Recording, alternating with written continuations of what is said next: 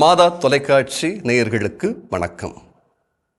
அன்பார்ந்த மக்களே, இன்று மூவொரு கடவுள் பெருவிழாவை நினைவு கூறுகின்றோம்.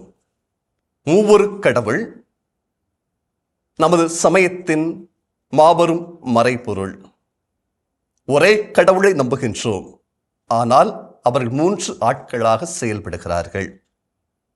தனித்தன்மை உடையவர்கள், ஆனால் இணைந்து நம்மை அன்பு செய்து மீட்டு வழிநடத்தி கொண்டிருக்கிறார்கள். இந்த மாபெரும் உண்மையை கொண்டாடுகின்ற நன்னாளில் உங்களுக்காக ஜெபிப்பதில் மன நிறைவு அடைகின்றேன். தந்தை கடவுளை பற்றி நாம் யோசிக்கின்ற போது கடவுள் அன்பாய் இருக்கிறார் என்று யோவான் நற்செய்தியாளர் தன்னுடைய நற்செய்தியில் பதிவு செய்கிறார். தந்தை என்றாலே அன்பு, அன்பே நிறைந்த கடவுள். இந்த உலகம் அவரது அன்பின் வெளிப்பாடு. மனிதர்கள் நாம் அவரது சாயலில் உருவாக்கப்பட்ட அன்பினுடைய மேன்மை. குலமுதுவர்கள், நீதி தலைவர்கள், அரசர்கள், இறைவாக்கினர்கள் அனைவருமே கடவுளுடைய அன்பின் மிகுதியினால் இந்த உலகத்திற்கு அனுப்பப்பட்டவர்கள். ஏன்? தன்னுடைய அன்பின் மிகுதியால் தானே மனித அவதாரம் இந்த உலகத்திற்கு எடுத்து வருகின்றார். ஆக தந்தை கடவுளை பற்றி சொல்ல வேண்டும் என்றால் அவர் அன்பே உருவானவராக இருக்கின்றார்.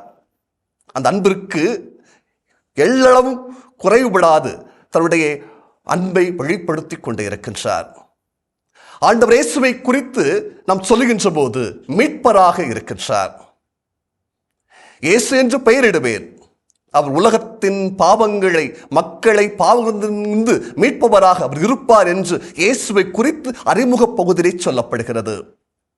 மேலும் மார்க் நற்செய்தியில் 10ஆம் அதிகாரம் 45வது இறைவார்த்தை சொல்கிறது, பலருடைய மீட்புக்கு ஈடாக தன் உயிரையே கொடுக்கின்ற அளவிற்கு அவர் தன்னை கையளிக்கின்றார்.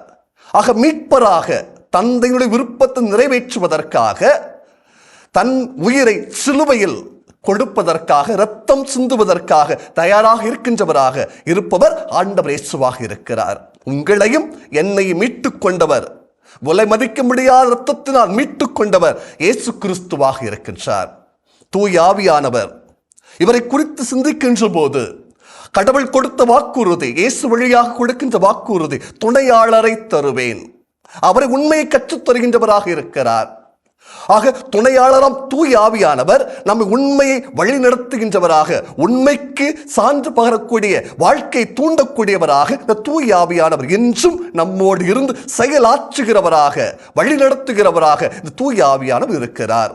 ஆக மூவொரு கடவுளின் திருவிழாவை கொண்டாடுகின்ற நமக்கு தரப்படுகின்ற அழைப்பின் செய்தி என்ன?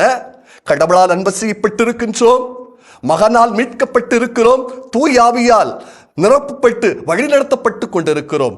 நாம் என்ன செய்ய வேண்டும், எப்படிப்பட்டவர்களாக வாழ வேண்டும் என்கின்ற ஒரு அழைப்பை இந்த திருவிழாவின் போது நாம் யோசித்து பார்க்க வேண்டும். வெறுமனே பிறந்து விதி வந்தால் சாகும் வேடிக்கை மனிதர்களைப் போல 10ஓடு 1 11ஆக வாழ்வதுவா மானிட வாழ்க்கை? அதுவும் கிறிஸ்தவ வாழ்க்கை அல்ல. நமக்கென்று ஒரு உயரிய வாழ்க்கை உண்டு, நமக்கென்று ஒரு நேரிய வாழ்க்கை உண்டு. அது தந்தையின் விருப்பத்தை நிறைவேற்றுவது, தந்தையினுடைய ஆசை கனவை, லட்சிய கனவை, இறையாட்சியை இந்த மன்னகத்திலே நிறைவேற்றுவது நமக்கென்று தரப்பட்ட ஒரு அழைப்பு. இந்த அழைப்பை உணர வேண்டும் என்றால் தந்தை கடவுளை இன்னும் அதிகமாக அன்பு செய்ய வேண்டும். தந்தை கடவுள் விட்டு சென்ற பணிகளை, இயேசு கிறிஸ்து வழியாக நாம் அறிந்திருந்த பணிகளை நமது வாழ்வில் செயலாற்றுவதற்கு முயற்சி எடுக்க வேண்டும். தூய ஆவியானவர் என்னுள் இருந்து செயலாற்றுவதற்கு திறந்த மனதோடு நான் அந்த சமூகத்தில் இருக்க வேண்டும். தூய ஆவியினுடைய உந்துதலில் ஞானம் நிறைந்தவராக, மதிநுட்பம் உடையவராக, அறிவு தெளிவுடன் அவர் குரலுக்கு செவி கொடுக்கின்றவராக இருக்க என்னை கையளிக்க வேண்டும். இந்த சமூகம் உங்களால், என்னால் மட்டுமே கடவுளின் துணை கொண்டு மீட்புக்கு கொண்டு செல்ல முடியும் என்கின்ற உண்மை உணர்ந்தவர்களாக, கடவுளின் கரத்தில் அழகிய மணி முடிகளாக மாறுவதற்கு அவர் பணியை இணைந்து செய்வோம். இயேசு கண்ட இறையாட்சி கனவு தொடர்ந்து நம் வழியாக நிறைவேறிட நம்மை அர்ப்பணிப்போம். இயேசுவுக்கே புகழ், இயேசுவுக்கே நன்றி. மரியே வாழ்க.